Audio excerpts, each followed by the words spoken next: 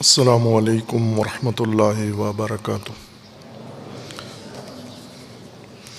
اعوذ باللہ من الشیطان الرجیم، بسم اللہ الرحمن الرحیم۔ الحمد للہ والصلاۃ والسلام علی رسول اللہ وآلہ آل اللہ، واللعنۃ الدائمۃ علی اعدائہم اعداء اللہ من یوم عداوتہم الی یوم لقاء اللہ۔ عباد اللہ اوصیکم ونفسی بتقوی اللہ، اتقوا اللہ فإن خیر الزاد التقوی۔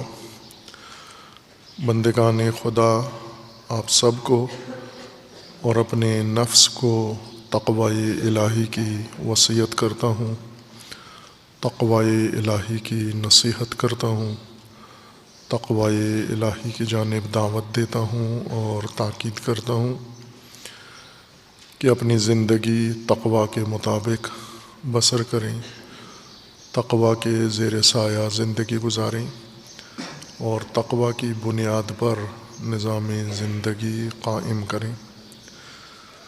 تقوی اللہ تعالیٰ کی جانب سے انسانی زندگی کی حفاظت کی تدبیر ہے، اللہ نے مقرر فرمائی ہے اور انسان نے اپنے ارادے سے اور اپنے اختیار سے اسے اپنی زندگی پر لاگو کرنا ہے اور نافذ کرنا ہے، اور اس سے باہر زندگی انسان کی ہر پہلو سے غیر محفوظ ہے، معرض خطر اور معرض ہلاکت میں ہے اور معرض تلف میں ہے۔ جیسا کہ آج انسانی زندگی جو ہر پہلو سے خطر میں ہے اور خطرات میں گری ہوئی ہے، غرق ہے، یہ اس کی عملی مثال ہے اور ثبوت ہے۔ تقوی کے بغیر زندگی میں کوئی انسان کی زندگی کا پہلو محفوظ نہیں ہے، نہ جان محفوظ ہے، نہ مال محفوظ ہے، نہ خاندان محفوظ ہے، نہ سلامتی و صحت محفوظ ہے، نہ انسان کا ذہن محفوظ ہے، نہ اعتقاد محفوظ ہے، نہ دین محفوظ ہے، نہ عزت محفوظ ہے، نہ ناموس محفوظ ہے، نہ مملکت محفوظ ہے۔ کوئی شے انسان کی آج کی دنیا میں محفوظ نہیں ہے۔ اس کی بڑی وجہ یہ ہے کہ اللہ نے یہ زندگی کا نظام انسان کے لیے بنایا ہے، اور زندگی کے لیے علیحدہ سے اللہ نے نظام بنایا ہے جس کو انسان نے ترک کر دیا ہے۔ زندگی اللہ سے لے لی ہے، لیکن زندگی گزارنے کا نظام چھوڑ دیا ہے، ترک کر دیا ہے، اور خود سے تدبیر کی ہے اپنی زندگی کے لیے، جو بجائے خود انسان کے لیے ایک خطر اور آفت بن گئی ہے۔ تقوی حفاظتی نظام و حفاظتی تدبیر کے طور پر اپنانے کے لیے اللہ تعالیٰ نے تقوی کی ترغیب بھی دلائی ہے، تقوی کی تعلیم بھی دی ہے اور دلائی ہے، اور تقوی کے عملی ہونے کے لیے عوامل بھی ذکر فرمائے ہیں، جن میں سب سے اہم اور مؤثر اور بڑا عامل صراط مستقیم کو قرار دیا ہے۔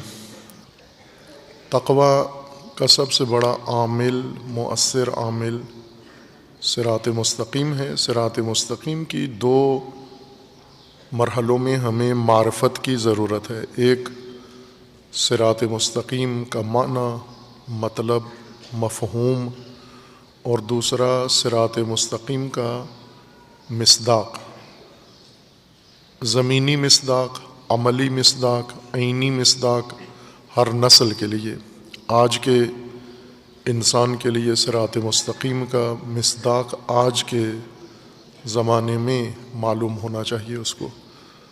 اگر اسے یہ معلوم ہو رسول اللہ صلی اللہ علیہ وآلہ وسلم میں صراط مستقیم کا عملی مصداق یہ تھا، آج اس کے لیے وہ چیز مفید نہیں ہیں، چونکہ آج کے مصداق سے ناواقف ہے انسان، آج کے مصداق سے لا علم ہے اور نابلد ہے۔ اس لیے یہ دو حصے معرفت کے صراط مستقیم کے متعلق ضروری ہیں۔ پہلے اشارہ کیا تھا کہ صراط مستقیم سے مراد قرآن کریم میں اور دینی تعلیمات میں زندگی کا نظام، دستور، منہج اور طرز زندگی ہے جو اللہ تعالیٰ نے مقرر فرمائی ہے۔ جس منہج پر، جس میتھڈ پر، جس منشور پر انسان زندگی گزارتا ہے وہی اس کا صراط کہلاتا ہے، وہ راستہ ہے اس کا۔ اگر اللہ سے لیا ہے اور درست لیا ہے تو یہ صراط مستقیم ہوگا، ورنہ اگر شیاطین سے لیا ہے، طاغوتوں سے لیا ہے، آبا و اجداد سے لیا ہے، بھیڑ چال کے تحت دیکھا دیکھی لیا ہے، مغربی تہذیب سے لیا ہے، تو یہ ان کا صراط ہو جائے گا۔ یہ صراط مستقیم نہیں ہے، یہ اللہ کا راستہ نہیں ہے۔ مغربی طرز زندگی صراط مغرب ہے، اور آبا کی طرز زندگی صراط الآبا ہے، یہ اللہ کا راستہ نہیں ہے۔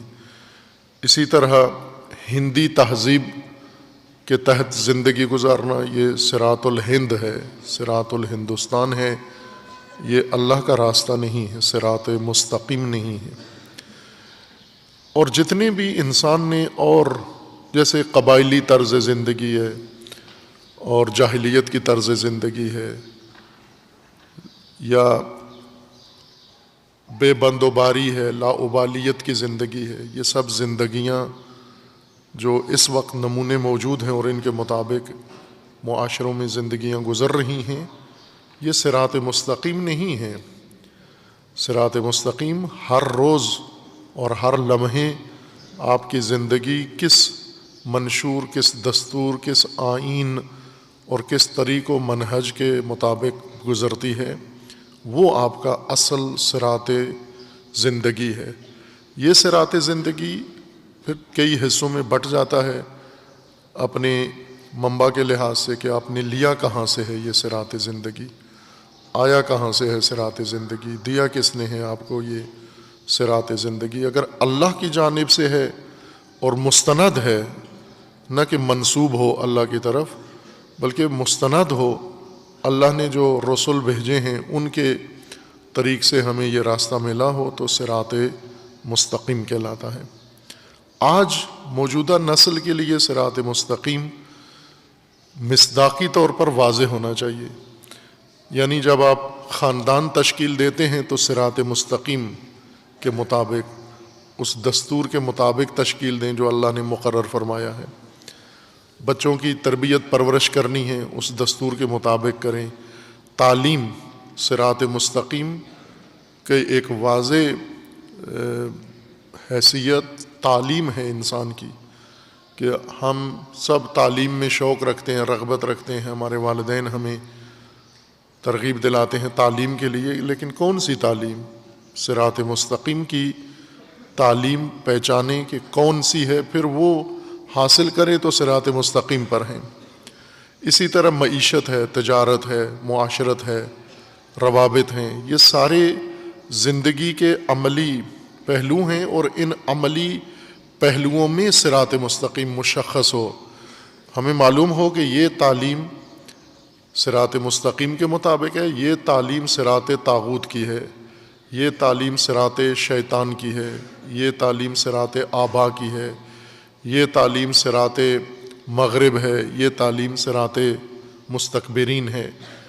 یہ ہمیں شناخت کے ساتھ پتہ ہو اس وقت جو طرز زندگی انسانوں کے پاس ہے، مسلمانوں کے پاس ہے، انہیں اس کی باقاعدہ پہچان ہو کہ یہ کون سے صراط سے اور کون سے منہج سے میرا زندگی کا انداز تعلق رکھتا ہے۔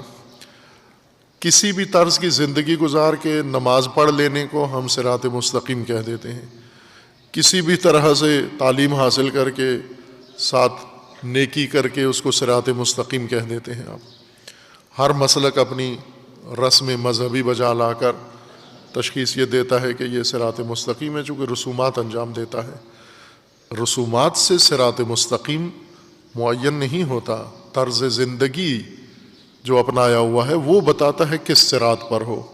نمازیں پڑھتے ہوئے ممکن ہے انسان صراط مستکبرین پر ہو، صراط مجرمین پر ہو، صراط سبیل مفسدین پر ہو۔ یہ دو معرفتیں ضروری ہیں۔ صراط مستقیم یعنی اللہ کا معین راستہ، وہ طرز زندگی جو اللہ تعالیٰ نے مقرر فرمایا ہے انسان کے لیے۔ اس طرز زندگی کے لیے خطر ہے سبل۔ سورہ مبارکہ انعام میں اللہ تعالیٰ کا فرمانا ہے ان ھذا صراطی مستقیما فاتبعوہ، یہ میرا راستہ ہے مستقیم اور اس کی پیروی کرو، اس پر قائم رہو، اس پر زندگی بسر کرو۔ ولا تتبعوا السبل، اور صراط کو چھوڑ کر، صراط مستقیم کو چھوڑ کر دیگر سبل اور دیگر راہوں پر مت جاؤ کہ وہ میرا راستہ نہیں ہے، وہ شیاطین کا راستہ ہے۔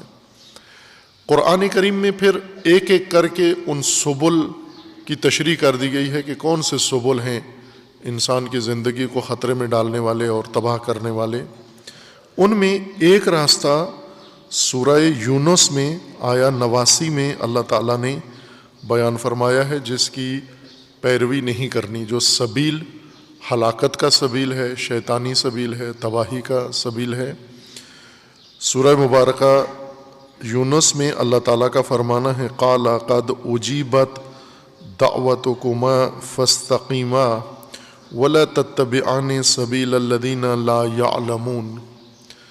حضرت موسیٰ علیہ الصلاۃ والسلام و حضرت ہارون علیہ الصلاۃ والسلام کو اللہ تعالیٰ نے اپنی قوم امت کی نجات کی تدبیر تعلیم فرمائی اور انہیں حکم دیا اس پر عمل کریں، اور اس کے اختتام پر حضرت موسیٰ علیہ السلام نے جو شکوہ پیش کیا یا شکایت کی اللہ کی بارگاہ میں کہ جس فرعونی نظام سے ہم نے اپنی امت کو نجات دینی ہے وہ طاقتور ہے، اس کی طاقت کو نابود کیا جائے، اور اللہ تعالیٰ نے وہ دعا قبول فرمائی اور ان کی طاقت کو حضرت موسیٰ کے ذریعے ہی نابود کر دیا۔ حضرت موسیٰ علیہ الصلاۃ والسلام کی دعا کے بعد اللہ تعالیٰ کا فرمانا ہے قد اجیبت دعوتکما، تم دونوں رہبروں کی دعا اللہ نے سن لی ہے، مان لی ہے، قبول کر لی ہے، منظور ہو گئی ہے تمہاری دعا۔ اور پھر ساتھ فرمایا فاستقیما، اب تمہارا دونوں کا فریضہ یہ ہے کہ اب استقامت دکھانی ہے تم نے۔ استقامت راز ہے انبیاء کی موفقیت کا، صراط مستقیم کا سب سے اہم رکن یہی ہے استقامت۔ استقامت کا مطلب ہے قیام کر کے اللہ کی راہ میں، اپنے مقصد زندگی کے حصول میں، اور اس پر مسلسل تسلسل کے ساتھ بغیر وقفے کے اس پر چلتے رہنا، اس پر ڈٹے رہنا، یہ استقامت کہلاتا ہے۔ یعنی قیام کر کے قیام کو جاری رکھنا، اس قیام کو ختم نہ ہونے دینا، اس میں وقفہ نہ آئے، اس میں جمود نہ آئے، اس میں سستی نہ آئے، اس میں کاہلی نہ آئے، اور اس کو انسان ترک نہ کرے، یہ استقامت ہے۔ قیام کو جاری رکھنا، قیام کو مقصد کے حصول تک باقی رکھنا استقامت ہے یہ۔ لہٰذا حضرت موسیٰ علیہ السلام کو اللہ تعالیٰ کا فرمانا ہے فاستقیما، دعا تمہاری قبول ہو گئی، اب تمہارا عمل استقامت ہے۔ اس کے بعد اللہ تعالیٰ کا فرمانا ہے وَلَا تَتَّبِعَانِ سَبِيلَ الَّذِينَ لَا يَعْلَمُونَ، جو نہیں جانتے، نادان، نافہم، بے شعور، ان کی راہ پر نہیں چلنا، ان کی پیروی نہیں کرنا۔ خصوصیت کے ساتھ اللہ تعالیٰ نے انبیاء کرام علیہ السلام کو یہ تاکید فرمائی ہے کہ آپ نبیوں نے جنہیں اللہ نے مبعوث کیا ہے وحی کی تعلیم دے کر، آسمانی کتاب دے کر، امتوں کے لیے ہدایت کا منشور دے کر اللہ نے تمہیں مبعوث فرمایا ہے، تمہیں جس چیز سے پرہیز کرنی ہے نبیوں کو، انبیاء کو اور الہی رہبروں کو، نادانوں کی راہوں سے تمہیں بچنا ہے۔ یہ تاکید کیوں کی گئی ہے؟ روکا اس چیز سے جاتا ہے جس میں پڑھنے کا خطرہ موجود ہو. جس چیز میں انسان پڑھ ہی نہ سکتا ہو اسے روکا بھی نہیں جاتا. لغو بات ہے، بیہودہ ہے، عبث ہے اس چیز سے روکنا جس میں انسان نے جانا ہی نہیں ہے. جیسے کسی ادارے میں یا کسی قوم کے لیے یہ دستور لکھ کے لگا دیا جائے کہ آپ نے لوہا نہیں کھانا، پتھر نہیں کھانا. پتھر کھا نہیں سکتا انسان، کھاتا بھی کوئی نہیں ہے، لوہا کوئی نہیں کھاتا. اس سے منع کرنا لغو ہے، بے وقوفی ہے. اس چیز سے روکو جو لوگ ارتکاب کرتے ہیں. اگر روکا نہ جائے تو اس کے مرتکب ہو جاتے ہیں، اس سے روکا جاتا ہے. جتنی بھی ممانعت ہے، جتنی بھی نہی ہے، روک ہے، جن چیزوں سے منع کیا گیا ہے، یہ وہ چیزیں ہیں جو اگر روکا نہ جائے، اللہ تعالیٰ کی طرف سے نہی نہ آئے، فرمان نہ آئے، تو انسان مرتکب ہو جاتا ہے. حرام سے روکا گیا ہے، اگر نہ روکا گیا ہوتا انسان حرام کا مرتکب ہو جاتا ہے. فساد سے روکا گیا ہے، اگر نہ روکا گیا ہوتا تو انسان فساد میں گر سکتا ہے. یہ جو قرآن کریم میں اللہ تعالیٰ نے فرمایا لا تتبعانی سبیل الذین لا یعلمون، آپ دونوں پیشواؤں نے لا یعلمون، وہ لوگ الذین لا یعلمون جو نہیں جانتے، نافہم ہیں، نادان ہیں، ان کی راہ کو نہیں اپنانا. یعنی اگر نہ روکا جائے تو عین ممکن ہے کہ یہ کام عملی ہو جائے. یعنی نادانوں کی تجویز، نادانوں کا مشورہ، نادانوں کا منصوبہ مان لیا جائے. چونکہ انبیاء کرام جس قوم کے اندر تھے اس قوم میں نادانوں کی کمی نہیں تھی، اور وہ قوم انبیاء سے لیتی کم تھی، انبیاء کو سناتے زیادہ تھے، مشورے زیادہ دیتے تھے، مطالبے زیادہ کرتے تھے، اپنی آراء زیادہ پیش کرتے تھے. اور بعض اوقات چونکہ سب متفقہ طور پر جمع ہو کر ماحول بنا کر اپنی رائے ٹھونستے ہیں رہبر کے اوپر، اپنے پیشوا کے اوپر، بعض اوقات وہ ایسی شرائط میں آ جاتا ہے کہ ان کی بات کے سامنے اس کو چپ ہونا پڑتا ہے. جس کی واضح مثال ہم دیکھتے ہیں ائمہ اطہار علیہ السلام کی زندگی میں، جہاں نادانوں نے اکٹھے ہو کر اپنی رائے مسلط کی، اور وہ جنگ صفین کے موقع پر امیر المومنین علیہ السلام کے مقابلے میں اپنی ہی قوم، اپنا ہی لشکر جو نادانوں پر مشتمل تھا، وہ نادان اٹھے، جمع ہوئے، اور اپنے رہبر، پیشوا، امام، خلیفہ، حاکم، امیر المومنین، امیر المسلمین کی رائے کی مخالفت کی اور اس پر ڈٹے رہے، اور جو کچھ خود چاہتے تھے وہ کروانے کے دباؤ ڈالا. اب بعض اوقات صورتحال ایسی ہوتی ہے کہ یعنی دو مخمصے، دو ایسے خطر انسان کے مد نظر ہوتے ہیں جن میں سے یہاں پر یہ انتخاب کرنا ہوتا ہے کہ کون سا خطر مول لیا جائے تاکہ بڑے نقصان سے بچ جائیں، زیادہ خطر سے بچ جائیں، زیادہ ہونے والے نقصان سے بچ جائیں. خوارج، جو بعد میں خوارج کہلائے، امیر المومنین، حاکم الہی، رہبر الہی کی اطاعت سے نکلنے والے کو خارجی کہتے ہیں.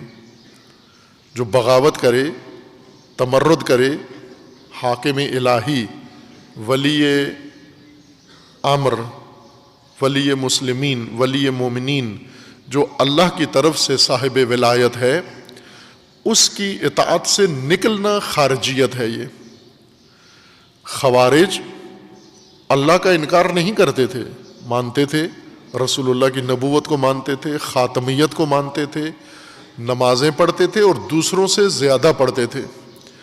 امیر المومنین کے لشکر میں یہ جتنی جماعت موجود تھی، یہ اتنے کثیر العبادت تھے، وہ کثرت السجود کی وجہ سے ان کی پیشانیوں پر گٹے بنے ہوئے تھے. ان کی پیشانیوں کے بارے میں نہج البلاغہ میں بھی ہے، ان کی پیشانیاں ایسی تھی جیسے اونٹ کا زانو ہوتا ہے. چونکہ اونٹ زانو ٹیکتا ہے زمین پر تو گٹا بن جاتا ہے، سخت ہو جاتا ہے، اس طرح کہ ان کے گٹے بنے ہوئے تھے ان کی پیشانیوں کے اوپر کثرت سجود سے. اور روزے اس قدر رکھتے تھے، سال بھر روزے رکھتے تھے، اور ان کے پیٹ چپکے ہوئے تھے ان کی کمر کے ساتھ، ان کی پیٹھ کے ساتھ چپکے ہوئے تھے، رنگ ان کے زرد پڑے ہوئے تھے۔ یہ زاہد لوگ تھے، عبادت گزار لوگ تھے، اور وہ جو عام دنیا میں لوگوں کو دیکھتے ہیں ہوس باز، اس طرح نہیں تھے یہ۔ اس کے باوجود خارجی ہوئے، اللہ کو ماننے کے بعد پھر بھی خارجی ہیں، یعنی اسلام سے خارج، دین سے خارج۔ اللہ پر ایمان ہے لیکن ہیں خارجی، رسول اللہ کو مانتے ہیں لیکن ہیں خارجی، قیامت کو مانتے ہیں پھر بھی خارجی، روزہ رکھتے ہیں خارجی، نماز پڑھتے ہیں خارجی۔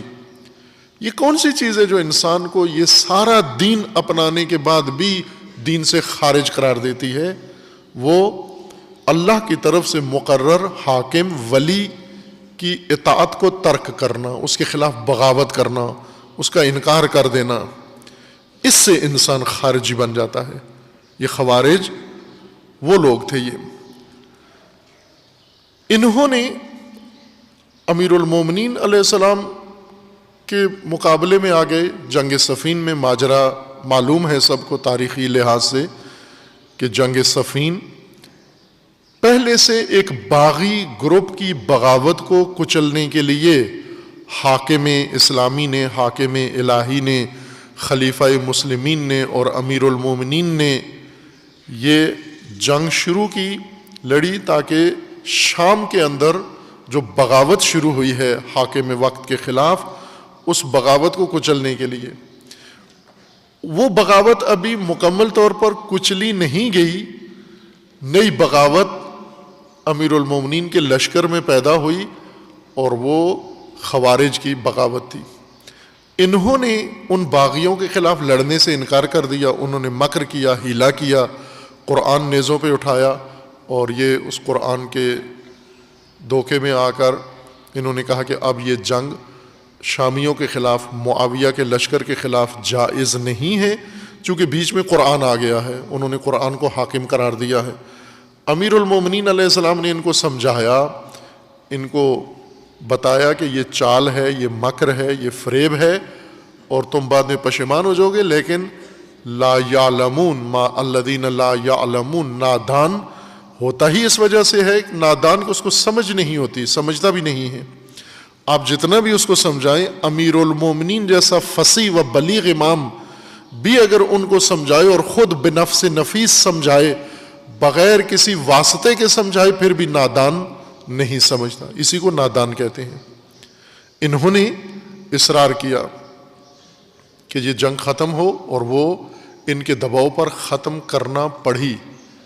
اب بعضوں کے ذہن میں یہ سوال ہوگا کہ جب یہ ناجائز کام ہے اور نادانوں کا راستہ نہیں ماننا، نادانوں کے فیصلے اور ان کی رائے نہیں ماننی، تو پھر امیر المومنین کیوں تسلیم ہوئے؟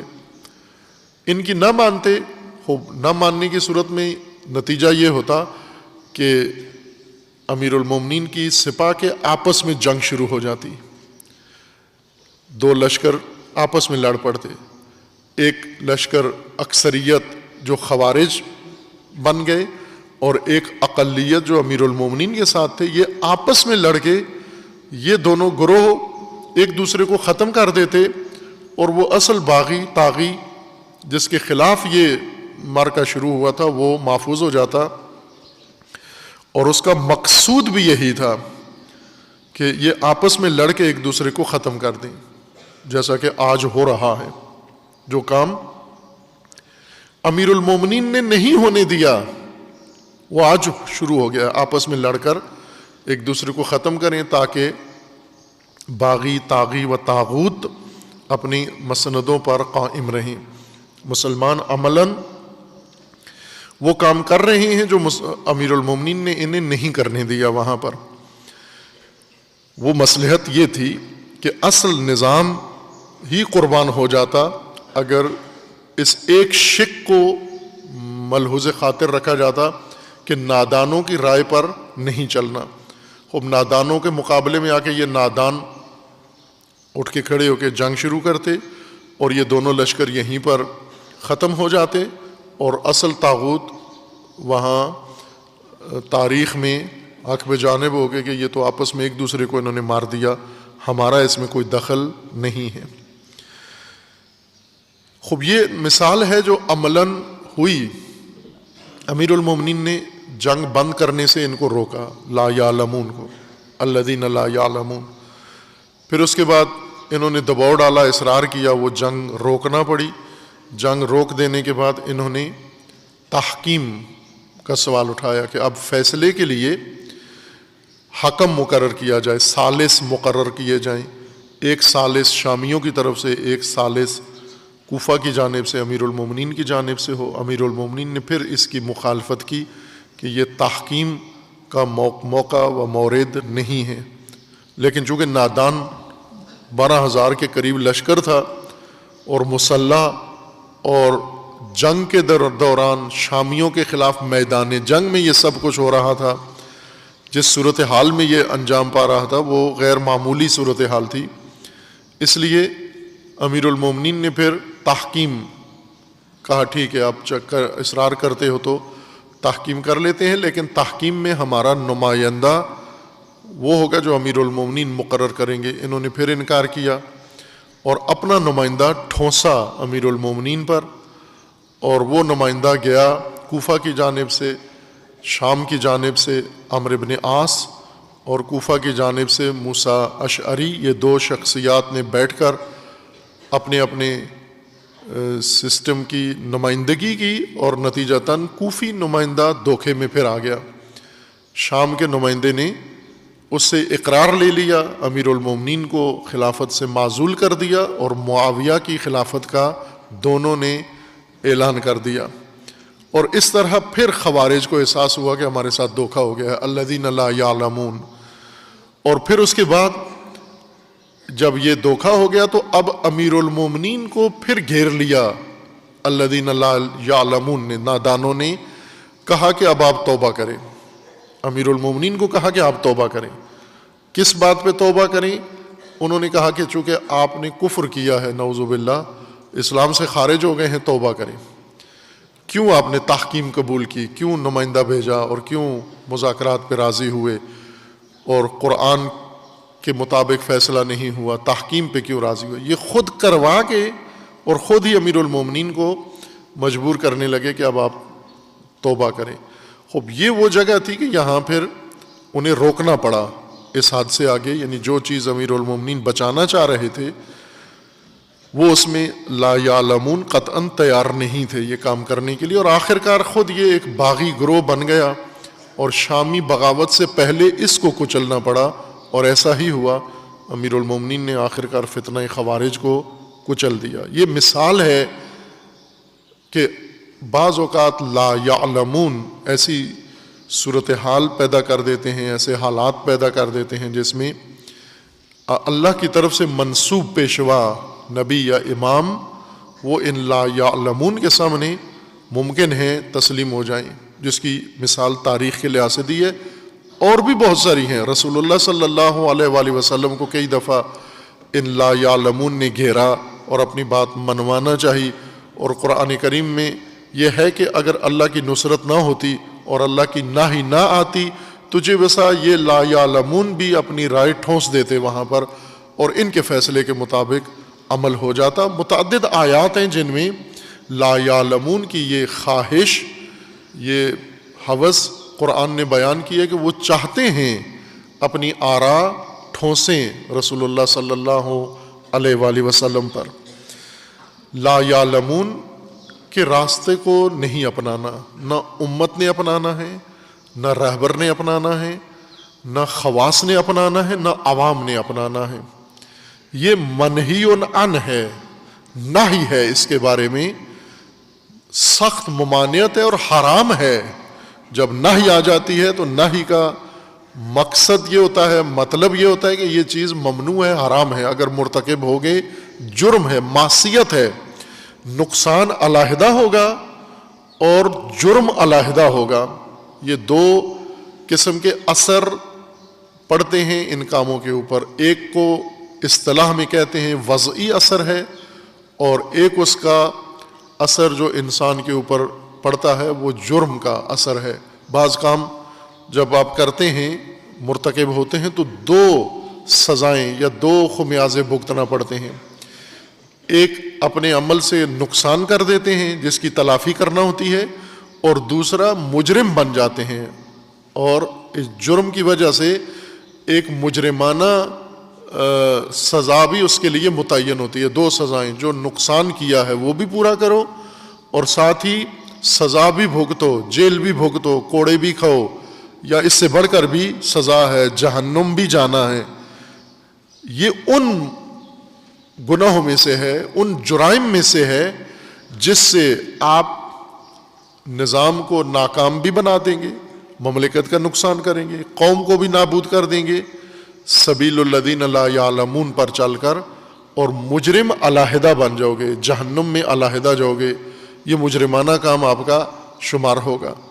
سختی کے ساتھ پرہیز کریں الذین لا یعلمون کے راہ سے، چونکہ یہ طبقہ اکثریت میں ہے. ابھی قرآن کریم نے یہ بتا بھی دیا ہے الذین لا یعلمون کون ہیں، کیسے پہچانیں کہ یہ اس زمرے میں آتے ہیں، لا یعلمون میں سے ہیں، نادانوں میں سے ہیں. اس کے بارے میں متعدد آیات قرآن کریم میں اللہ تعالیٰ نے ذکر فرمائی ہیں، جن میں سے چند ایک شاہد کے طور پر یہاں ملاحظہ کرتے ہیں، جن کے بارے میں روکا گیا ہے کہ ان کے راستے کو نہیں اپنانا.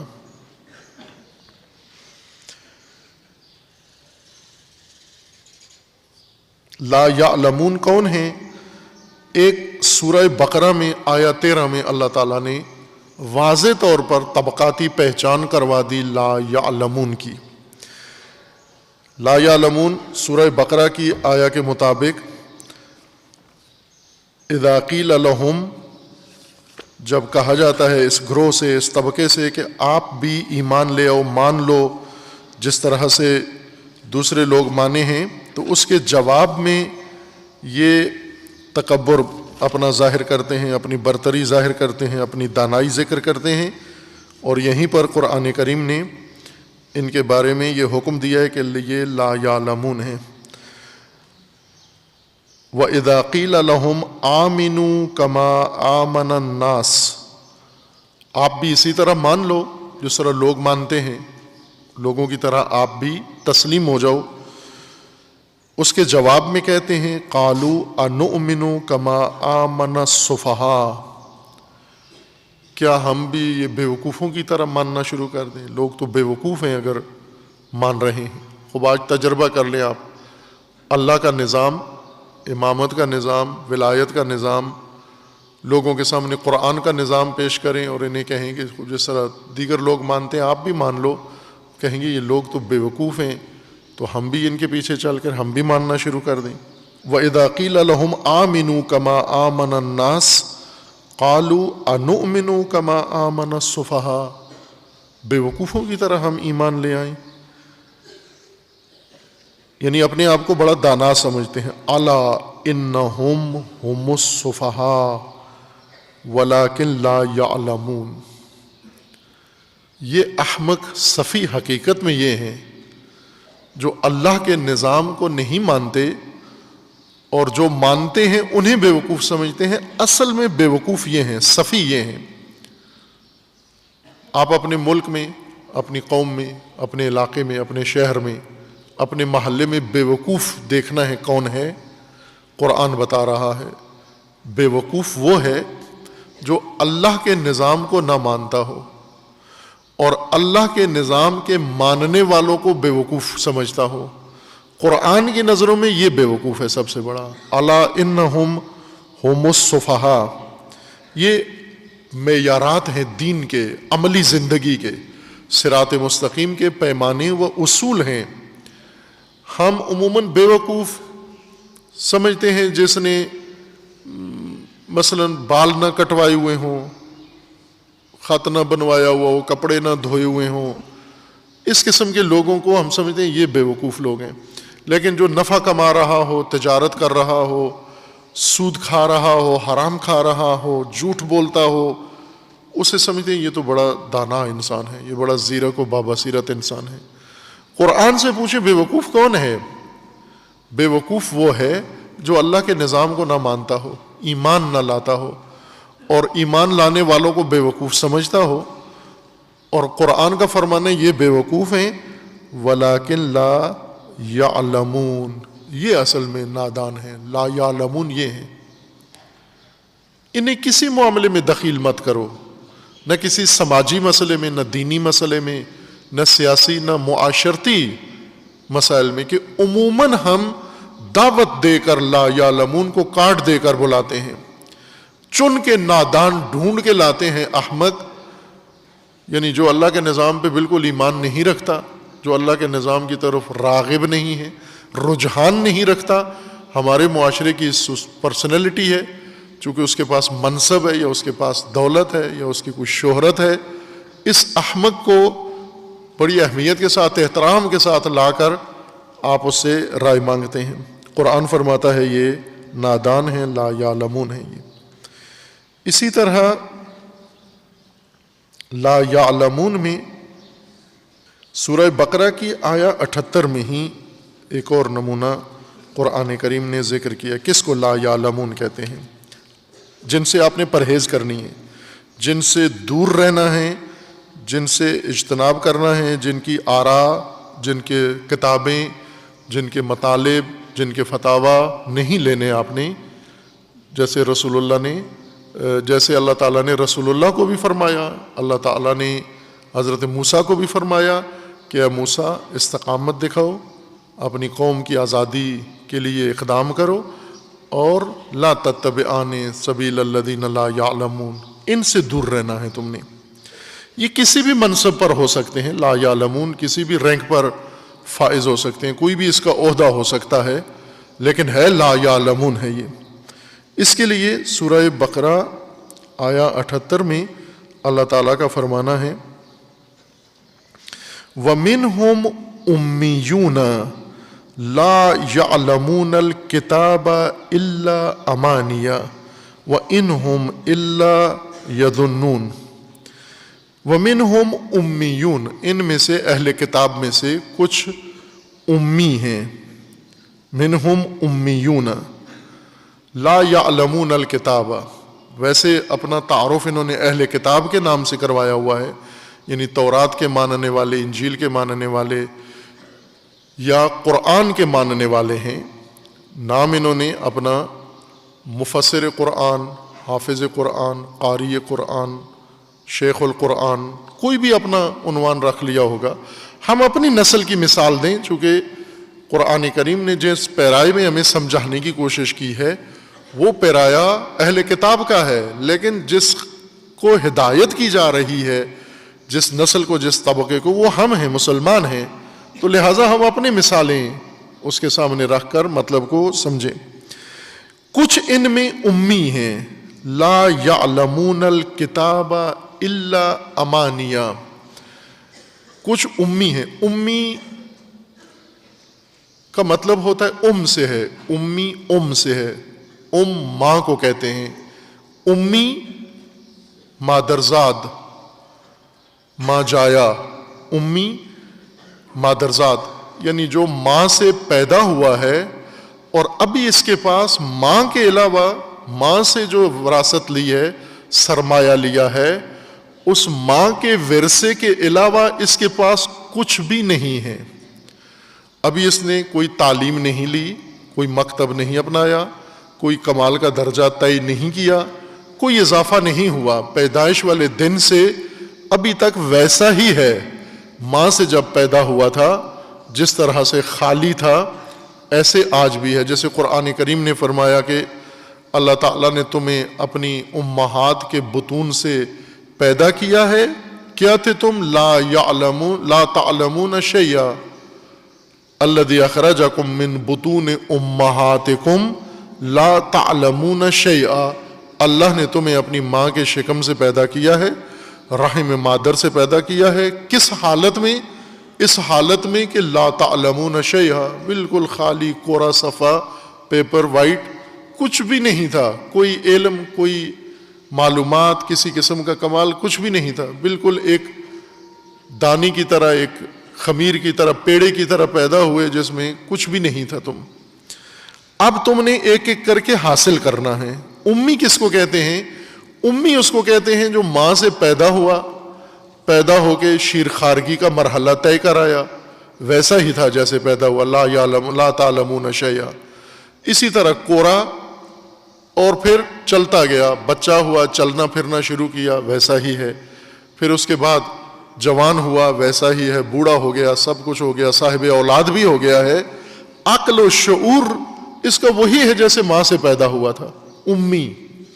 امی یعنی مادر ذات، جیسے ماں سے پیدا ہوا ویسا ہی ہے. ابھی رسول اللہ صلی اللہ علیہ وآلہ وسلم کے القابات میں سے بھی ایک امی ہے.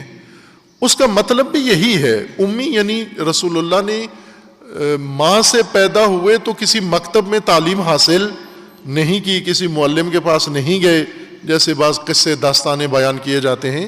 نہ، رسول اللہ نے کہیں سے بھی تعلیم حاصل نہیں کی. ماں سے پیدا ہونے کے بعد کسی مکتب سے، کسی معلم سے کچھ بھی نہیں سیکھا.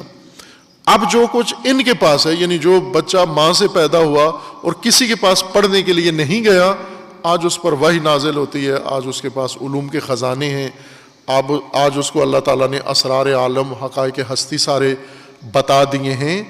یہ امیت بتانے کے لیے کہ امیت ہی گواہی ہے اس بات پر کہ یہ اللہ کے رسول ہیں. یہ سب سے بڑا گواہ ہے.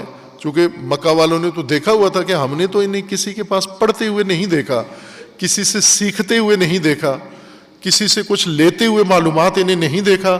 لیکن اب جو باتیں کر رہے ہیں، جو پیغام دے رہے ہیں، وہ الگ ہے، فوق بشر ہے. یہ بس یہ عالم غیب سے مربوط ہیں، اللہ کی ذات سے دریافت کرتے ہیں. لیکن لوگوں کو جب کہا جاتا ہے وَمِنْهُمْ أُمِّيُّونَ، یعنی یہ وہ نادان لوگ ہیں جیسے ماں سے پیدا ہوئے تھے، کچھ نہیں جانتے تھے، ابھی اپنے آپ کو اہل کتاب کہہ رہے ہیں، علماء فضلاء کہہ رہے ہیں، ویسے ہی امی کے امی، تعلیم سے بھی ان کو حاصل کچھ بھی نہیں ہوا. لا یعلمون الکتاب، یہی کتاب جو بغل میں رکھتے ہیں اسی کے بارے میں ان کو کچھ معلوم نہیں ہے. نہ تورات کا ان کو علم ہے، نہ انجیل کا ان کو علم ہے. آپ قرآن بھی اس میں شامل کر لیں کہ قرآن رکھتے ہیں لیکن قرآن کا ان کو علم نہیں ہے. البتہ یہ جو کتاب کے بارے میں دعوے رکھتے ہیں، باتیں کرتے ہیں، یہ علم کتاب نہیں ہے، یہ ان کی امانی ہیں، امنیہ ہیں. لا یعلمون الکتاب الا امانیہ. امانیہ یعنی آرزویں، اندازے، ان کے اپنے اندازے، گیس، ظنون، گمان، یہ گمان ہیں ان کے بنائے ہوئے. جس طرح بہت سارے لوگ ہوتے ہیں دین کے اندر گمانات دینی پیدا کر لیتے ہیں. تجارت میں جائیں، تجارتی گمان ان کو ہو جاتا ہے. بہت سارے لوگ تعلیم حاصل کر کے ریٹائرمنٹ کے بعد ہومیوپیتھک کا کورس کر کے پھر ڈاکٹر بن جاتے ہیں. ایسے بہت سارے ہیں، ان سے بچیں آپ. اللہ ان کو بھی بچائے اور آپ کو بھی اللہ ان سے بچائے. کہ عمر ساری کٹی کوئے بتا میں مومن. ساری عمر تو کچھ اور کرتے رہے ہو، تم سرکاری ملازم تھے یا ڈاکیا تھا یا کوئی افسر تھا یا کسی اور محکمے سے تھا، فوج میں تھا، پولیس میں تھا. جب ریٹائرمنٹ کے دن قریب آئے تو دیکھا کہ کیا کروں گا. بیوی نے پہلے ہی وارننگ دی تھی کہ ریٹائرمنٹ کے لیے کچھ سوچ لو، تو اس نے سوچ لیا کہ چلو اور تو کچھ نہیں، ایک آن لائن ہومیوپیتھی کورس کر لیتے ہیں. چونکہ ملک کے اندر ایسے نادان بہت زیادہ ہیں جنہیں روزانہ پیٹ میں مروڑ ہوتا ہے، تو ان کا علاج میں کروں گا. خوب، یہ کون لوگ ہوتے ہیں جنہوں نے صحت کے بارے میں گمان بنائے ہوئے ہیں. مثلا ایک گمان خرافہ ہے. کچھ لوگ ہوتے ہیں نا جو آپ کے جو بیماری ہو، آنکھ میں درد ہو کہتے ہیں ناف چڑھ گئی ہے، دانت میں درد ہو ناف چڑھ گئی ہے، انگلی میں درد ہو ناف چڑھ گئی ہے، کان میں درد ہو تو ناف چڑھ گئی ہے، سر میں درد ہو ناف چڑھ گئی ہے، زکام ہو تو بھی ناف چڑھ گئی ہے. اور پھر ان کے پاس تخصص ہے ناف اتارنے کا، ناف کو اپنی جگہ لانے کا ان کے پاس تخصص ہے. خوب، یہ ناف کا کیا تعلق ہے انسان کے؟ ناف پڑے ہوئے ہیں آج کل میڈیکل والے لوگ، ان سے پوچھو آپ کہ ناف کا کیا تعلق ہے انسان کے جسمانی نظام سے، اور ان سے کتنا تعلق ہے، اور ناف اوپر نیچے ہو کے کیا ہو جاتی ہے. خوب، یہ تخمینہ ہے. اسی طرح دین کے بارے میں، مذہب کے بارے میں گمان ہے، سنی سنائی باتیں، کچھ بیچ میں خود اضافہ کر لیں، کچھ سنی سنائی بغیر تحقیق کے، غیر مستند باتوں کو یہ حدس و گمان کہا جاتا ہے. وَمِنْهُمْ أُمِّيُّونَ لَا يَعْلَمُونَ الْكِتَابَ إِلَّا أَمَانِيَّ وَإِنْهُمْ إِلَّا يَظُنُّونَ. یہ صرف ان کے گمان ہیں، صرف ان کے توہمات ہیں. نہ کتاب کا ان کے پاس علم ہے، نہ دین کا ان کے پاس علم ہے، نہ عقل ہے ان کے پاس، اور ویسے ماں سے جیسے پیدا ہوئے مادرزادی حالت نادانی والی وہی ابھی تک چلی آ رہی ہے. وحی تو ان پر نازل نہیں ہوتی، کتاب انہوں نے پڑھی نہیں ہے، کتاب کے ان کو حقائق نہیں معلوم. یہ لا یعلمون ہیں، ان سے بچو. ایسے لوگ وہ جو آج متاسفانہ پاکستان میں جو عملی طور پر مذہب کی کیفیت ہے، تمام مسالک میں ہے لیکن شیعہ میں ذرا زیادہ نمایاں ہے، کہ جتنے لا یعلمون ہیں، نادان، احمق، جن کو سرے سے نہ اہل بیت کے بارے میں پتہ ہے، نہ ان کی تعلیمات کا پتہ ہے، نہ قرآن کا پتہ ہے، نہ ایک دن کسی مکتب میں جا کر پڑھے ہیں، یہ علماء اور علامے اور خطباء اور رہنما بن کر پوری قوم کو دین کی باتیں سکھاتے ہیں، اور قوم بھی سر دھنتی ہے ان کے ظنون و گمان و توہمات کے سامنے. یہی لا یعلمون ہیں، انہی سے قرآن روک رہا ہے. نبیوں کو جب روک رہا ہے کہ آپ نہ چلو ان کے پیچھے، امتوں کو کیا جواز رہ جاتا ہے؟ الذین لا یعلمون کی بات سننا یا الذین لا یعلمون کے سامنے تسلیم ہونا. اور یہ الذین لا یعلمون کا طریقہ یہ ہے کہ سب سے پہلے آ کر یعلمون کی مخالفت کرتے ہیں. مثلا نادان احمق دیکھنا ہو اگر آپ نے پاکستان میں، تو سب سے پہلے وہ فقہا کے خلاف بولے گا، علماء کے خلاف بولے گا، یعلمون کے رسول کے مقابلے میں بولے گا، نبیوں کے خلاف بولے گا، تاکہ لوگ اس کی بات سن سکیں. الذین یعلمون کی مخالفت کرتا ہے تاکہ الذین لا یعلمون کی بات لوگ مان سکیں. اسی طرح متعدد آیات دیگر بھی ہیں جن میں قرآن کریم نے اس خطر کی طرف لوگوں کو متوجہ کیا ہے. لا یعلمون.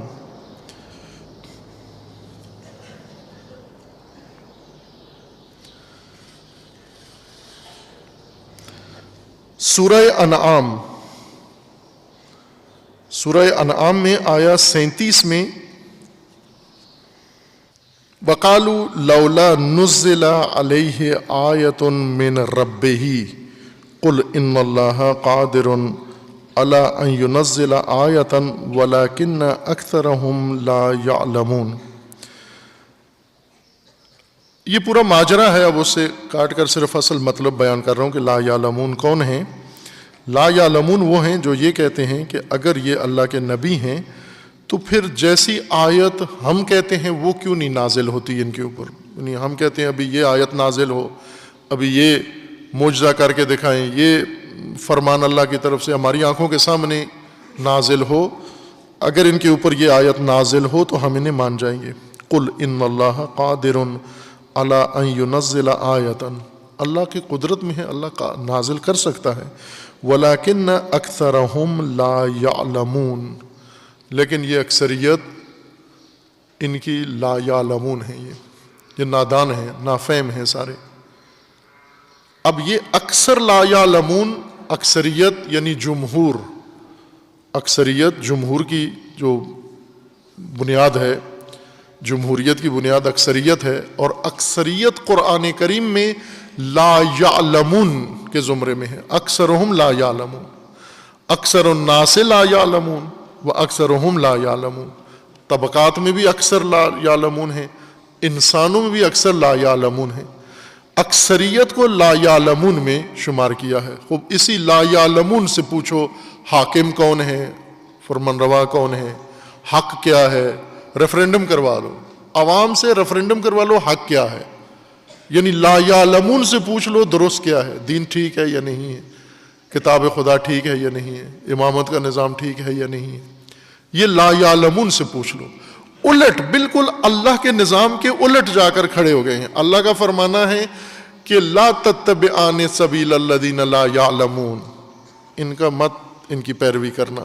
سورہ جاسیہ میں رسول اللہ صلی اللہ علیہ وآلہ وسلم کو خطاب ہے کہ یہ لا یعلمون آپ پر اپنی مرضی ٹھونسیں گے، آپ نے ان کی پیروی نہیں کرنی۔ چند اور بھی آیات ہیں، یہ انشاءاللہ بعد میں عرض کی جائیں گی۔ اللہ تعالی ہمیں صراط مستقیم کی فہم عطا فرمائے، اور وہ طرق و راستے جو صراط مستقیم سے انسان کو دور کرتے ہیں، خداوند تبارک و تعالی ان کے شر سے ہمیں محفوظ فرمائے انشاءاللہ۔ اعوذ باللہ من الشیطان الرجیم، بسم اللہ الرحمن الرحیم۔ انا اعطیناک الکوثر فصل لربک وانحر ان شانئک هو الابتر۔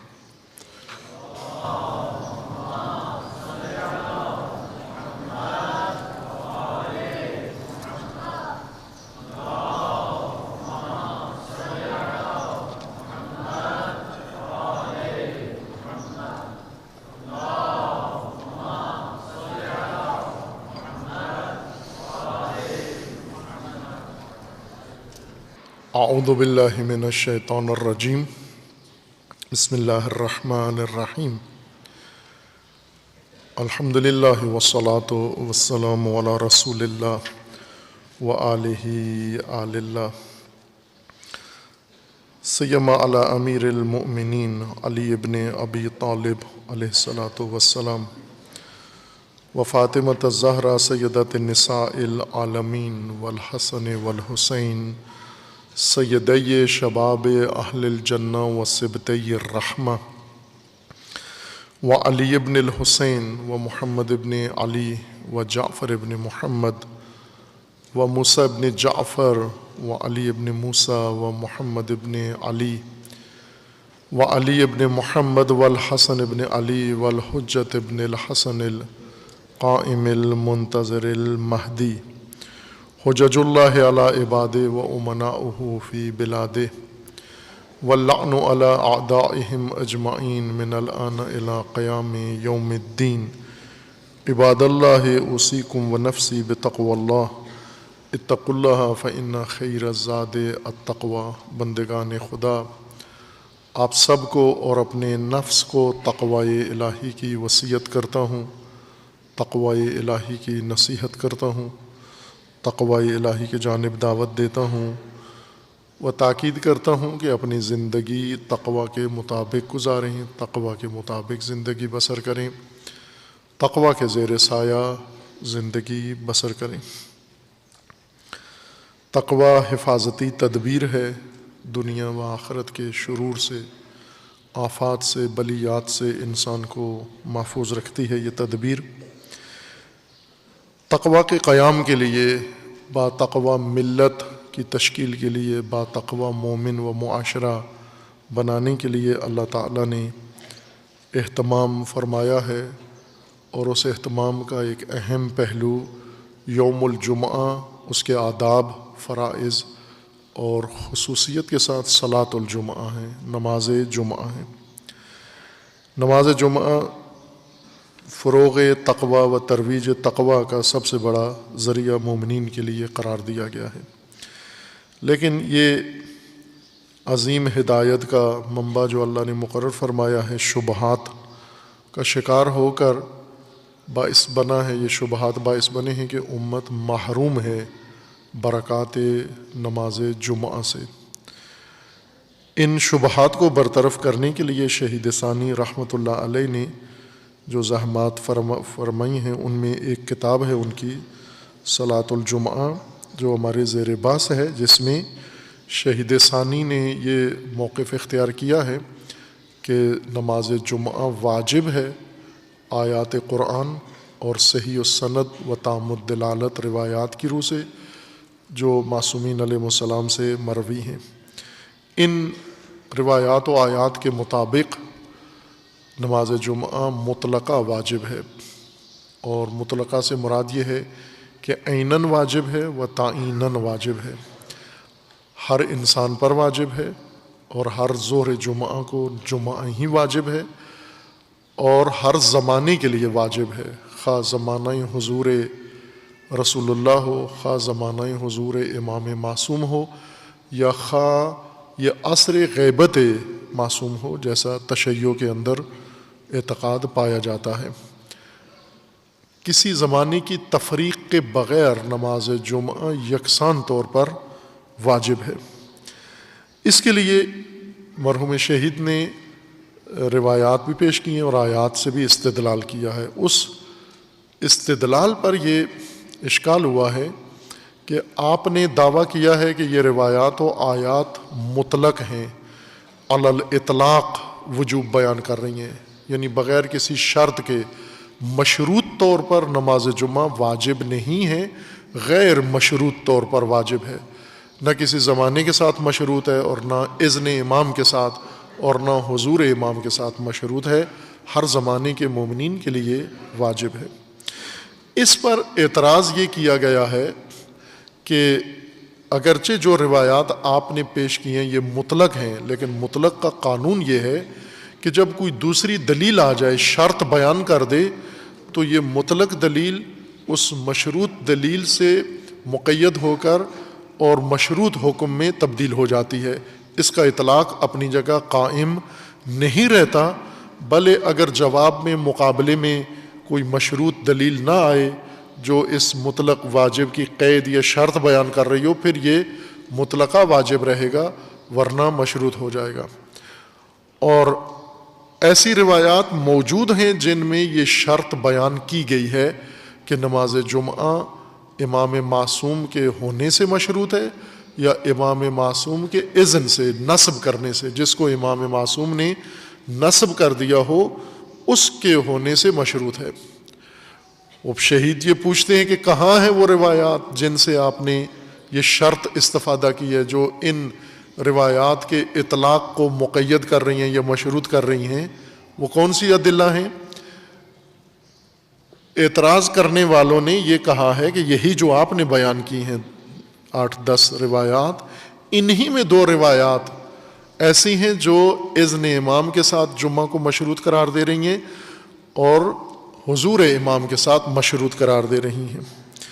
کون سی ہیں وہ 2 روایات؟ شہید نے یہ ساری روایات اس لیے بیان کی تھیں کہ ان میں کوئی شرط نہیں ہے، لیکن اعتراض کرنے والے نے یہ سوال اٹھایا کہ یہی جو آپ نے روایات پیش کی ہیں انہی کے اندر شرطیت موجود ہے۔ کون سی ہیں؟ کہا کہ آپ نے 2 روایتیں ذکر کی ہیں، ایک موثقہ زرارہ ہے اور دوسری صحیح و سند روایت ہے، بھلے ابھی یہ ذکر آ جاتا ہے اس کا، پہلے پڑھائیں ہم اس کو۔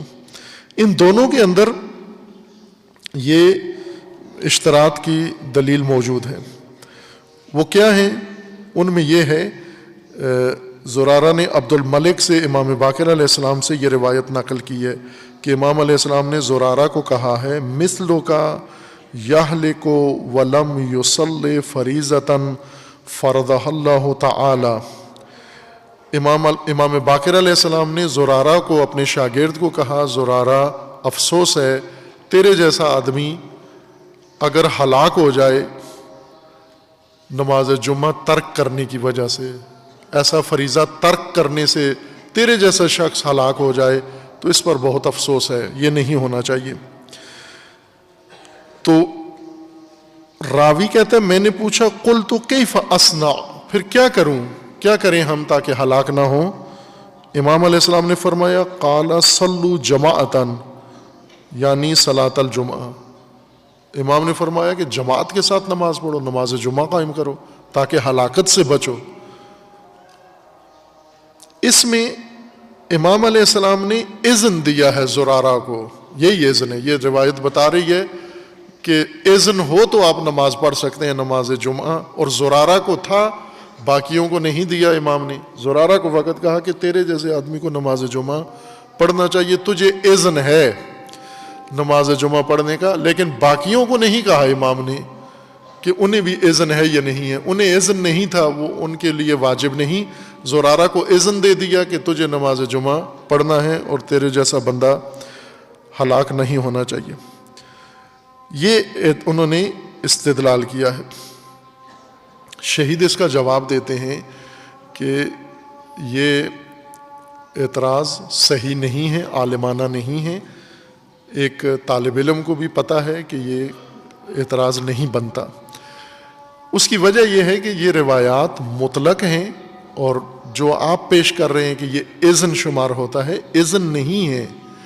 یوں نہیں کہ زرارہ کو اجازت نہیں تھی نماز جمعہ کی اور پھر امام علیہ السلام نے اختصاصی طور پر زرارہ کو یہ کہا کہ تجھے اذن ہے، باقیوں کو اذن نہیں دیا گیا، بلکہ یہ روایت وہی مطلب بیان کر رہی ہے جو دیگر روایات میں اور آیات میں ہے، یعنی تمام مسلمانوں کو، تمام مومنوں کو ترغیب دلائی جا رہی ہے۔ زرارہ کو تنبیہ کر کے امام کہہ رہے ہیں کہ میں دیکھ رہا ہوں کہ تو نماز جمعہ نہیں پڑھتا، نماز جمعہ میں حاضر بھی نہیں ہوتا، تو تیرے جیسا بندہ نماز جمعہ ترک کر کے ہلاک ہو جائے، یہ تو بڑے افسوس کی بات ہے۔ فقیہ ہو تم، دانا ہو تم۔ زرارہ وہ فقہا میں سے جن کی فقاہت کا ائمہ نے بیان فرمایا ہے، تصدیق کی ہے، مہر لگائی ہے زرارہ کی فقاہت اور علم و فضل کے اوپر، اور پھر اس شان کے شخص کو کہا ہے کہ افسوس نہیں ہے کہ تم نماز جمعہ نہ پڑھ کر ہلاک ہو جاؤ، تو یہ اذن نہیں دیا جا رہا۔ اور اتفاقاً امام علیہ السلام زرارہ کو یہ نہیں کہہ رہے کہ آپ نماز جمعہ پڑھاؤ، منسوب نہیں کر رہے امامت پر۔ امام فرما رہے ہیں کہ جمعہ میں تمہیں جمعہ پڑھنا چاہیے، نماز جمعہ دوسروں کی طرح تمہیں بھی پڑھنا چاہیے، امام بن کر پڑھو یا ماموم بن کر پڑھو، فرق نہیں پڑتا، ہر دو صورتوں میں تمہیں نماز جمعہ قائم کرنا چاہیے، چونکہ سب کے اوپر فرض ہے، تیرے اوپر بھی فرض ہے۔ اور ثانیاً یہ کہہ کر امام علیہ السلام نے زرارہ کو، یہ فقط زرارہ کے لیے نہیں ہے، یہ ترغیب عمومی ہے، سامنے چونکہ ایک فرد بیٹھا ہوا تھا لہذا اس کو مخاطب کر کے کہا، مراد یہ ہے کہ کوئی بھی مسلمان مومن باقی سارے اعمال انجام دیتا ہو، نماز جمعہ ترک کر کے یہ ہلاک ہو جائے۔ امام صادق علیہ السلام اس کو مذمت فرما رہے ہیں کہ یہ نہیں ہونا چاہیے۔ شہید کا یہ اعتراض ذکر کر کے پھر جواب دیتے ہیں، لأن نقول مقتضى القواعد الاصولیہ وجوب اجراء هذه الادلہ على اطلاقها۔ معترض صاحب، قانون یہ ہے علم اصول میں اطلاق کا کہ ان ادلہ پر اسی اطلاق کے ساتھ عمل ہو، ان ادلہ کا کوئی بھی ایسی روایت نہیں آئی جو ان کے اطلاق کو محدود کر دے، مقید کر دے یا مشروط کر دے۔ والعمل بموجب دلالتها من وجوب هذه الصلاة على كل مسلم۔ یہ روایات اس کے آپ کے اعتراض کے باوجود بھی یہ روایات یہی دلالت کرتی ہیں کہ ہر مسلمان پر نماز جمعہ واجب ہے، الا ما اخرجته الاخبار او دل على اخراجه دلیل من خارج، یا وہ ان ادلہ کے علاوہ کوئی اور ادلہ آ جائیں جو ان ادلہ کے اطلاق سے نکال دیں کسی شخص کو کہ آپ پر نماز جمعہ واجب نہیں ہے، جیسا کہ مریض، مسافر، خواتین، بچے، ان لوگوں کو ادلہ خاصہ نے آ کر ان روایات کے اطلاق سے، وجوب کے اوپر دلالت کرنے والی روایات کے اطلاق سے نکال دیا ہے۔ اگر اس طرح کی روایات آ جائیں جنہوں نے عورتوں کو مستثنیٰ کیا ہے یا غلاموں کو، وہ آ کر عصر غیبت کے لوگوں کو بھی مستثنیٰ قرار دیں کہ نماز جمعہ ہر ایک پر واجب ہے سوائے مسافر کے، خواتین کے، بچوں کے اور زمانہ غیبت میں رہنے والے مومنوں کے، اگر اس طرح کی روایت آ گئی تو ٹھیک ہے، غیبت کے زمانے میں زندگی گزارنے والے مستثنیٰ ہو جائیں گے، لیکن ایسی کوئی روایت آئی نہیں ہے، موجود نہیں ہے، نہ کسی نے دعویٰ کیا ہے کہ ایسی روایت آئی ہے کہ عصر غیبت میں رہنے والے مومنوں پر نماز جمعہ واجب نہیں ہے، لہٰذا یہ ادلہ اپنے اطلاق پر باقی ہیں۔ وَالدَّلَالَةُ شَرْطِيَّةِ حُضُورِ الْإِمَامِ أَوْ مَنْ نَصَبَهُ مُطْلَقًا غَيْرُ مُتَحَقَّقَةٍ، اذن امام کے ساتھ اور نصب امام کے ساتھ مشروط نماز جمعہ کی کوئی روایت ایسی دلیل آئی نہیں ہے۔ کما سنبینہ انشاء اللہ تعالی، شہید فرماتے ہیں کہ عنقریب ہم یہ ساری روایات جن کے بارے میں کہا گیا ہے کہ یہ مقید کر رہی ہیں اور یہ مشروط کر رہی ہیں، ان کی وضاحت کر دیں گے۔ فیجب العمل باطلاق هذه الادلة القاطعة الى ان یوجد المقید، پس جب تک دلیل مقید و مشروط نہیں آتی اس وقت تک ان ادلہ کے اطلاق پر عمل کرنا واجب ہو جاتا ہے، لازمی ہو جاتا ہے مومن کے لیے۔ وَأَمَّا دَعْوَى اِذْنِ الصَّادِقَيْنِ لِزُرَارَةَ وَعَبْدِ الْمَلِكِ فِي الْخَبَرَيْنِ، اور یہ جو بعض نے کہا ہے کہ یہ جو روایات آپ نے پیش کی ہیں، انہی میں دو روایات ایسی ہیں جن میں منسوب بھی کیا گیا ہے اور اذن بھی دیا گیا ہے، اذن اور نسب دونوں انہی روایات سے ثابت ہے۔ یہ دعویٰ کرنا ففی ہے، یہ دعویٰ درست نہیں ہے۔ ان المعتبر عند القائل بهذا الشرط کون امام الجمعۃ الامام او من نسبہ، چونکہ آپ ثابت یہ کرنا چاہ رہے ہیں کہ امام جمعہ عصر غیبت میں منسوب من الامام ہو تو جمعہ واجب ہوتا ہے، یا اذن ہو امام کا تو جمعہ پھر واجب ہوتا ہے۔ آپ کا دعویٰ یہ ہے وَلَيْسَ فِي الْخَبَرَيْنِ أَنَّ الْإِمَامَ نَصَبَ أَحَدَ الرَّجُلَيْنِ إِمَامًا لِصَلَاةِ الْجُمْعَةِ، اور یہ دو روایات جو ہیں ان سے یہ ثابت نہیں ہوتا کہ امام نے زرارہ کو یا امام باقر علیہ السلام نے عبد الملک کو، ان دونوں میں سے ایک کو یا دونوں کو منسوب کیا ہو امامت جمعہ کے لیے، یا انہیں اذن دیا ہو نماز جمعہ کا۔ وَإِنَّمَا أَمَرَاهُمَا بِالصَّلَاةِهَا، بلکہ امام نے ان کو امر کیا ہے، جس طرح قرآن میں اللہ نے امر کیا ہے فَاسْعَوْا إِلَىٰ ذِكْرِ اللَّهِ، جس طرح رسول اللہ نے حکم دیا ہے صلاۃ الجمعۃ واجبۃ فریضۃ علی کل مسلم، اسی طرح امام صادق علیہ السلام نے بھی اور امام باقر علیہ السلام نے بھی حکم دیا ہے اپنے شاگردوں کو نماز جمعہ کے قیام کا، نہ کہ ان کو منسوب کیا ہے یا اذن دیا ہے، حکم دیا ہے کہ یہ واجب ہے شرعاً قرآن میں، رسول اللہ کی سنت و سیرت میں، تو آپ لوگ قائم کیوں نہیں کرتے نماز جمعہ؟ وَإِنَّمَا أَمَرَاهُمَا بِالصَّلَاةِهَا أَعَمُّ مِنْ فِعْلِهَا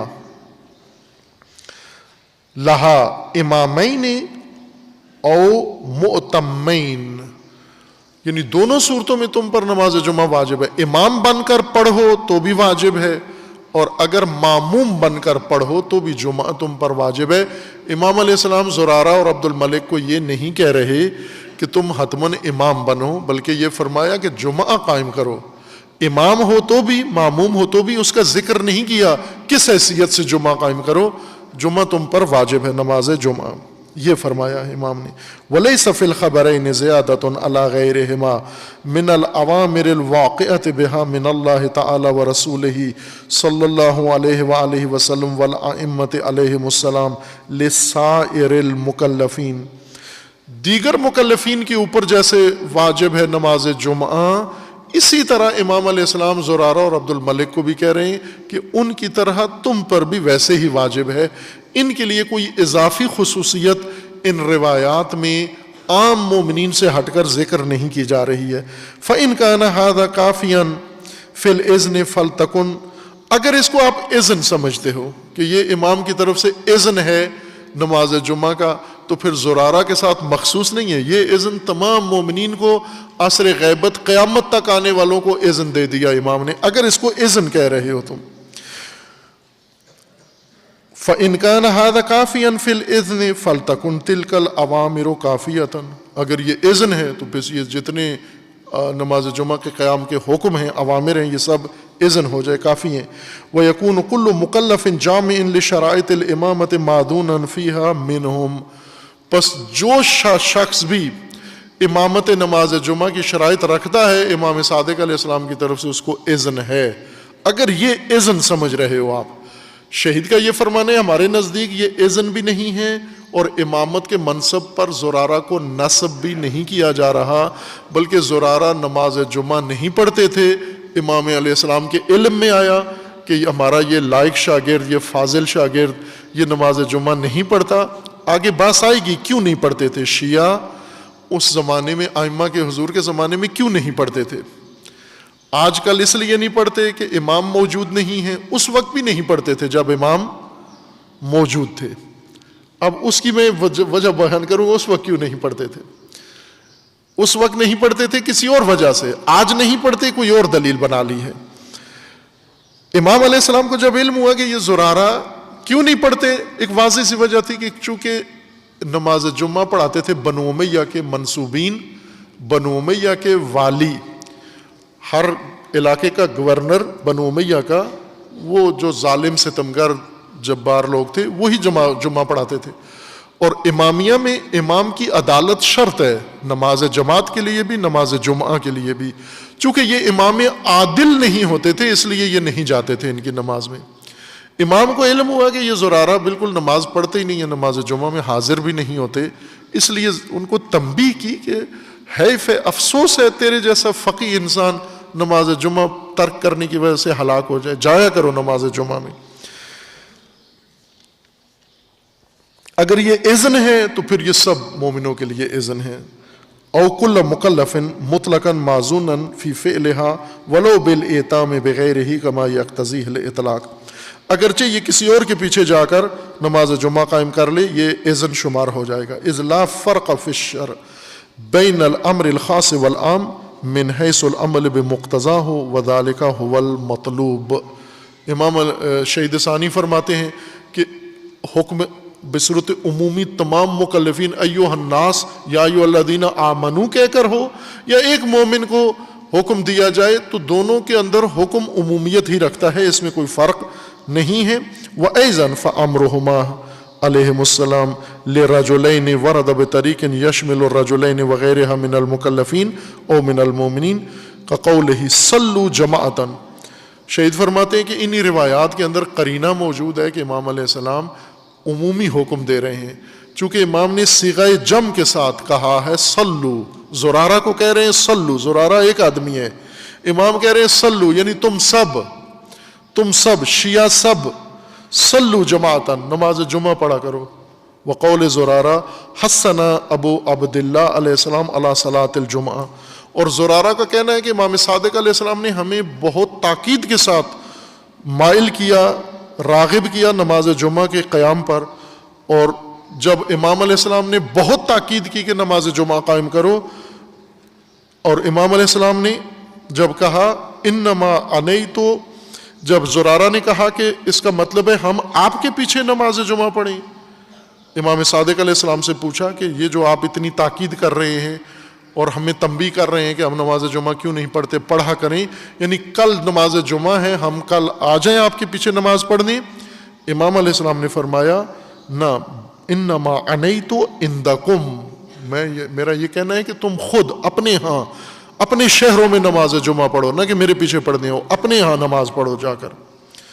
من غیر فرق بین المخاطبین وغیر مخاطبین وغیرہما الا فی قولہ مثلک یہلک ولم یصلی فریضۃ فرضھا اللہ.